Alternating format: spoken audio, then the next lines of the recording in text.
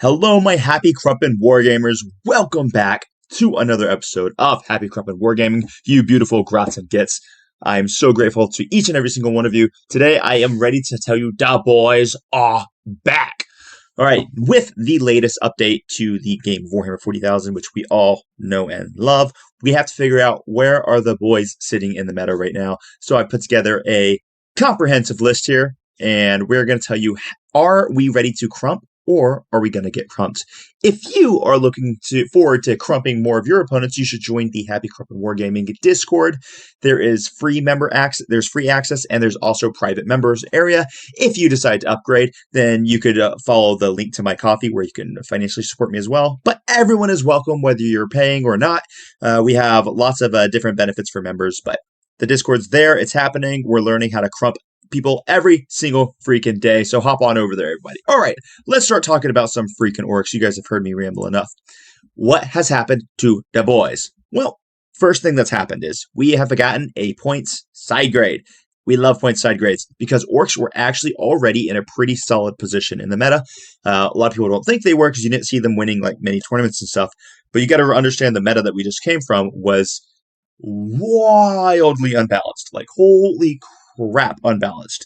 So orks were actually the best of the rest in the right before this balance update. Now, even though we didn't get better, we are a better army than we were previously. And I'm going to break that down for you guys. So basically what happened is all of our hardest competition got brought down a peg. Or in the case of Thousand Sons and Custodes, got brought down like 12 pegs. So we're pretty happy about that. We do have some increased competition that we didn't have previously. So now we actually do have to look out for threats.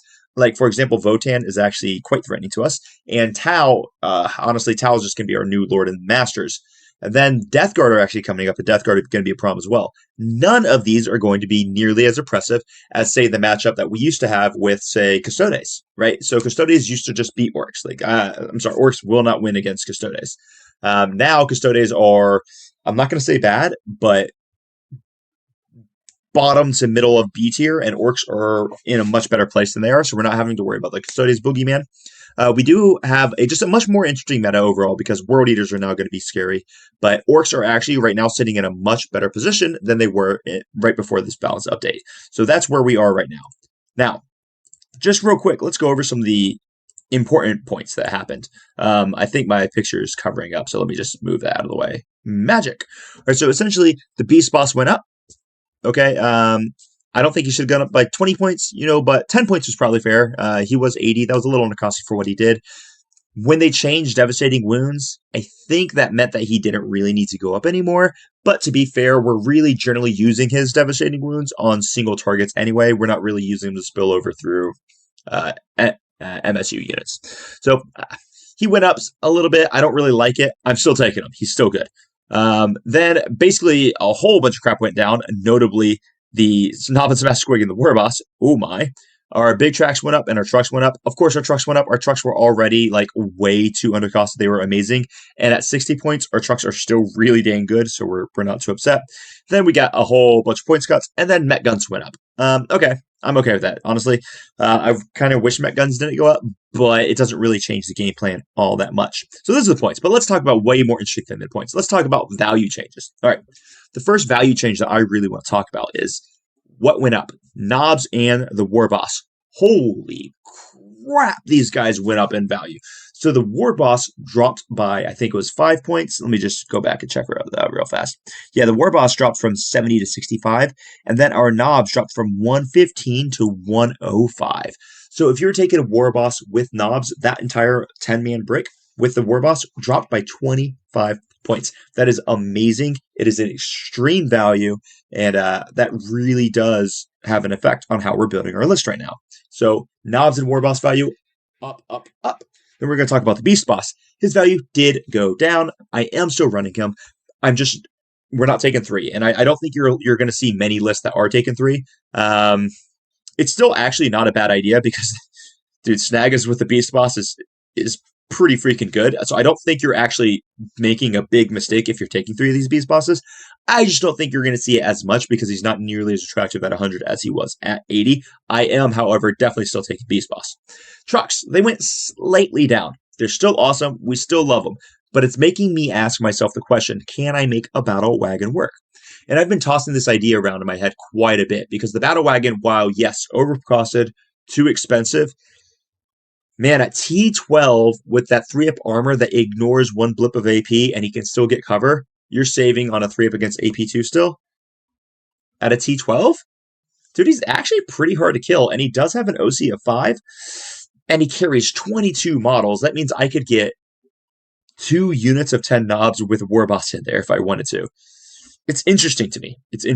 Then we have the knob on Smash Squig. This guy's value went up. Man, he dropped from 75 to 60 points. That's a 15-point value for him. Wow. Now I can actually honestly consider running a knob on Smash Squig with a 3-man unit of Squig Hog Riders instead of having to have him in the 6-man. Because at 60 points, he is value town. Then the last one I really want to point out here, which everyone's going to think I'm a mad lad, and that's okay because I love them orcs. People are going to think I'm a mad lad. Def-Koptas went up in value. They're still not great, but they are giving us an interesting new option. The thing that people are forgetting about Def-Koptas is at 100 points, these guys are still going to kill a Terminator on activation on average. They can spike. They do have twin-linked rocket launches. If you're ever shooting something with 10 models in it, you're getting a lot of blast value out of it, and twin-linked rocket launchers are really dang nice because you get to re-roll those wound rolls. And they actually do pretty good damage in melee. They've got 6 attacks each. That's going to get strength 6, AP 0, but still, at 100 points, you're not really trying to kill the Great or Unclean One, or you're not trying to kill Shalaxi Hellbane with them anyway. So they're going to run in, they're going to clean Gaunts, they're going to clean Guardsmen, they're going to clean whatever's screening you. And they're also grenade stratagems. So you can still use the grenades with it, or grenade keywords. So you can still use the grenade stratagems with them. They give you deep strike. They are definitely tougher than Storm Boys. Are they worth 35 points more than a Storm Boy? I kind of tend to think, yeah, actually. These guys are fast. They can deep strike. They can get you secondaries. They can kill some things. And they're a little bit tougher than your opponent probably wants them to be, even though I'm not trying to claim that they're particularly super tough. All right. What are about our battle tactic stratagems? So this is one of the things that changed for a lot of armies. It basically didn't change at all for us because Artist Nails, Unbridled Carnage, Mob Rule, and Here We Go are all still battle tactics. So essentially people who are going to be vecting can still vect more or less everything that we're going to use. So the only thing that they can't vect now is Orcs is Never Beaten and Kareen, and I don't think either of those were ever going to get vected anyway. Previously, the only 2 options for really a vect was always going to be Artist Nails and Unbridled Carnage, and they're basically still the only 2 options. All right, let's take a moment. Let's breathe for a second here. Let's talk about my experimental list. So I went through some soul searching here. I was trying to figure out, all right, what do I want to really tell you guys when I'm coming out with my first experimental list? Now, there's a bunches of options, and I've been playing around with a whole bunch of things. For example, I did a stream the other night with a Gargantuan Squig. Guys, that thing's actually pretty good, and I like it. He needs some changes, though. Honestly, at an armor save of 3-up, he's not worth it. He would need a 2-up. He would need that T14 instead of that T13 to be worth the 440. As he is, he's really a 360 to 380 model. If he came down to that 360 to 380 model, he'd be awesome. So you guys can go check out one of my later. I streamed against Votan with that, and I actually ended up winning the match because of the Gargantuan Squiggoth. But he's not actually that hard to deal with by armies who concentrate him. So he's not quite there, but I have been tossing a bunch of ideas around. So this is what I've got for what I think is probably basically top of the meta. And there's some interesting different options that we could do as well that maybe we could talk about. But here's the army as is for right now. This is my experiment list number 1 with our new data slate. This is probably what I'm taking to my GT to try to win my golden ticket with. First things first, I'm going to keep 2 beast bosses. They are killers, and remember, when I keyword all of my units when I'm doing my list construction, I suggest you do the exact same thing. I use the keyword killer to denote that these guys not only kill things, they also increase the killability of the unit they're leading. So they get the snag is hitting on the 2s, which increases their output by a bunch as well, in addition to him just being good. Then we have, obviously, Mozark Scragbad. You can't go anywhere without the true biggest and the best. He's a tank. He's a killer. I think killer is probably the wrong word. I think a damage dealer is probably better because he's not really buffing others. So let's do that. Let's change that. And he's a distraction effects because you have to handle him because he's going to cause problems for you. Then I'm bringing a Beast Boss on Squigosaur still. He's a tank and he's support, so he's going to give that aura reroll charges to all of our Snaggas. We've got the Knob on Smasha Squig with the Ed Wappa's Kill Choppa. This guy is a killer through and through. He's going to be adding +1 to hit to the Squighog unit, which is a dramatic increase in these guys' killing potential. Not to mention, he is going to have those sweet, sweet devastating wounds so that he can ignore the armor saves of his opponents. Or all saving throws, not just armor saves. Then I'm running 2 War Bosses. One has Follow Me Lads, and one has Cunning But Brutal. Both of these guys are killers because they increase the killing potential of the knobs they're going to be attached to. Both of them are defenders because they're going to increase the defensive capability of the knobs they're attached to, giving them that -1 to be wounded, innate.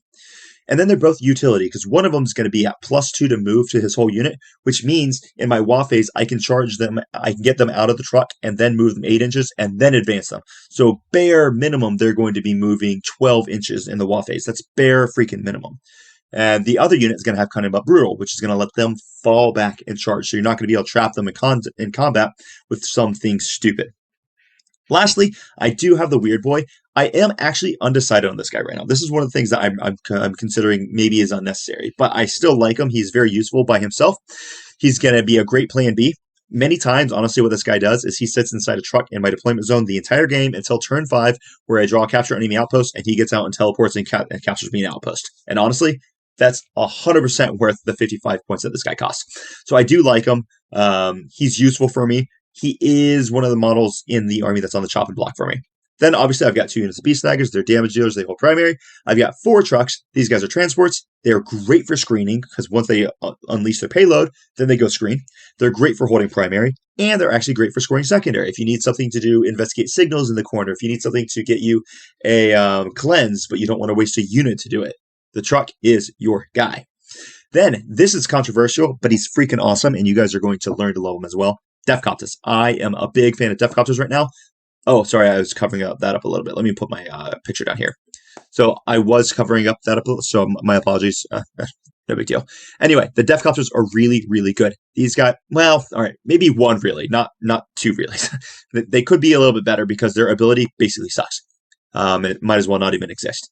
But they are going to give you 4 wounds, toughness 6, 4 up armor save. Fairly tough, not crazy tough, but fairly tough. And they are going to be fast. They're flyers. They can deep strike. Their shooting is better than you think it is, because the difference between their rocket launches and, say, Tank Buster's rocket launches or your Orc Boy's rocket launcher is these guys are twin linked. Twin linked increases their potential a bunch. They will, on average, kill 1 Terminator in a 5-man Terminator squad. Once you start increasing the size of the squads, let's say you have, I don't know, like a 10-man of something that has 3 wounds. Say it's Wraithguard or whatever, right? Now, suddenly you're killing a lot more on average because these guys get the full wound rolls, and it's blast. 3d3, blast, full wound rolls, strength 9, AP2, damage 3. It gives Orcs something that we don't have, which is damage 3. And it gives us an additional source of AP2, which is something that we sorely lack. We have 1 source, 2 sources of it, but that's it. It was really just a power claw. So the Defcopters gives a bunch, and then when they get into melee, they're going to clear screens like it's no one's business. So they do have 6 attacks each. It's going to be at strength 6, so they're going to be wounding on 2s with exploding 6s into any of like the little nonsense. And they have the grenades keyword. Cool. So that's them. Then I'm running 1x10 of knobs, 1x5 of knobs. These are both damage dealers. 1 big 6-man of Squighogs. These guys are normally going to be rapid ingress with the Smash Squig, with the Knob and Smash Squig. And then lastly, I've got 1 unit of Storm Boys for the secondaries. This is an awesome 2,000 point army, and it is working quite well in my testing. There are potential tweaks that can come, but this is where I'm at for right now. And yeah, I hope you enjoy it. Learn from it, tweak it, figure it out. What are some options that I could really throw in there? Well, easily, I could throw flash kits in there, right? Flash kits are awesome. I like flash kits. I should have written them down here, so I'm just going to type them in while we're talking. So let's talk about some of these things that we could change about the list and what ways we might go with it. I am actually considering the Battle Wagon. Battle Wagon is still overcosted. I really wish they would have dropped that one down to like that, maybe that 160-ish area. But it has some potential because that T12, ignoring the first blip of AP, it's honestly has some actual potential, and the thing really does shoot more than you think it does. Remember, it has like 4 big shooters and a zap gun, and it actually does more than you might think it does, and it has that inbuilt OC5. I'm actually really strongly considering running the list that is 30 knobs with 3 war bosses. Guys, you can take 30 knobs with 3 war bosses, and that's going to run you 825 points. That is freaking solid. It's value town. So I'm considering a list that is along the veins of that. I'm considering the Gorkanaut. The Gorkanaut went down to 280. He is actually approaching pretty good levels right now. The problem I have with the Gorkanaut is his cost. It's his AP1 on his sweep. If he had that sweet AP2 on his sweep, I'd be all about that freaking Gorkanaut. So I'm debating, do I reload a unit of knobs inside of him and rapid ingress them in? I don't. These are thoughts I'm having. And I think at 280, it's attractive enough for me to start thinking. He's not making my list yet, but it's possible. I'm debating more Def Copses. I'm debating running 2 squads. So I ran 2 squads of Def Copses into NIDS the other day, and I loved it. Yeah, so that's something I'm debating right now, because Def Copses are really good. The Grot Mega Tank is freaking awesome, guys. At 110 points, this guy is hitting on 4s with 2d3 twin-linked rocket launches. That is awesome. I really think it's going to be amazing in a different detachment, but I am debating on whether or not I like that for right now. And then lastly is those flash kits. Guys, flash kits are freaking awesome. I love them. They're great. It's not I haven't used them enough. I haven't practiced them enough to be actually competent with them, because they're not as simple as just point and click like people might think they are. They do take really, really careful positioning, transport capacities. So I'm debating whether or not I want to mess around with the flash kits as of right now. I just don't know the answer yet. So that's kind of how the alterations to the list could potentially be. So let's do some closing thoughts here, and then we'll close out for where the boys are right now. First off, orks are roughly in the same place that they were before the update. However, all the competition around has dropped. The competition has dropped precipitously, even though we have gotten some new contenders. So what does that mean? It means good things for the boys. The boys are in a good freaking spot. We are solidly an A-tier army now, and we've got some good things. We are worried about Votann and Tau. I promise you that. They are scary. I'd throw Death Guard in there as well. I'm actually pretty worried about Death Guard. However, if we're running the Death Guard vehicle spam, which it kind of looks like it's going to be, I'm not concerned at all, because my Squig Hogs are going to just shoot straight through them. Chaos is still very scary. They are maybe slightly less scary because they got a few points drops, but they're essentially just as scary. We already struggled into them, but we also already had the potential to crush them. So that's still player skill, and player skill wins, and that's just the game of 40k. Eldar are nowhere near as scary, even though they're probably still at least tied for the best army in the game. I actually think orks beat Eldar now. I don't really see how Eldar handles orks when they can't have spillover damage. So maybe I'm wrong on that, but I don't think I am. Pretty sure we actually just do well in Eldar now, which is super cool. GSC are way less scary, and we are already good into GSC. That being said, guys, don't sleep on them, because GSC is still really good. That army was freaking busted previously, so just because it got knocked down a peg doesn't mean it's not still very good. So don't sleep on them, but I do think orks are feeling good about that matchup now. Necrons, on average, are probably going to be a lot less scary for orks, because the problem with orks and Necrons is that orks can't kill Lichguard. You can't get through a Lichguard squad. Now, what we're probably going to see Necrons do is they're probably going to be pivoting to Saren, the guy who gives the aura of Armor of Contempt. They're going to bring the Silent King probably, and they're going to be bringing 2 huge blobs of warriors. Orks can kill warriors when we couldn't kill the Lichguard, but we can get through warriors. So I'm thinking that might be a really good matchup for us. But we'll have to wait and find out. Custodes, which was our hardest matchup, like we could not beat Custodes, we couldn't beat Eldar either, but whatever. The thing about Custodes is they're nowhere near as good as they were. They got a huge hit. I still like Custodes. I don't think Custodes are dead. I do believe, just with like the video I put up yesterday when I was talking about them, I do strongly believe that we're still going to see them at that 48, even 50% win rate. And I'm considering still playing. Well, I'm definitely still playing them. I'm considering how am I going to be bringing them to tournaments right now. So don't sleep on them, because they can still beat you, but they're not nearly as oppressive as they were previously in this particular matchup. So orks are happy, and then T-Suns got hit with a nerf bet pretty hard as well. So overall, orks are looking freaking great. We're ready to bring the wall. We're ready to crump. If you're ready to crump, hop into the Discord, and let's get crumping, everybody. If you like what you're seeing, if you're enjoying all this content, I'm going to keep bringing it, but it would be my absolute honor if you could support me. So if you're so inclined, go ahead and sign up to my Ko-Fi. You can sign up for $4 a month, and that really just helps me bring all of this content as I'm just doing more and more of this to help you guys out. Otherwise, I'll see you guys on the Discord, and we'll get crumping, and see you next time. Happy crumping, all of my beautiful, beautiful wargamers. Cheers.